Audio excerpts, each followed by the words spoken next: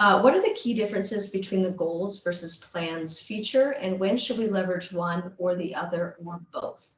So your goals are going to be less, they're going to be more, I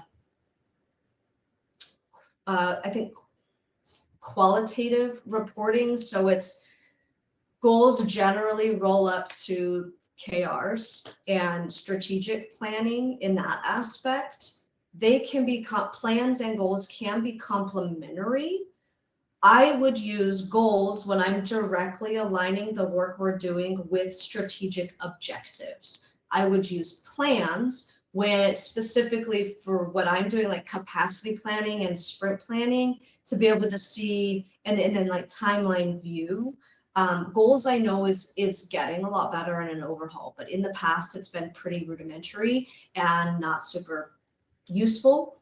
That is changing, but that's pretty much like the key differences is plans is to build roadmaps, but it's less related to KRs, more strategic objectives and how work kind of like this bucket of work will fulfill this objective, not this bucket of work is going to get completed at this time and will take this amount of time.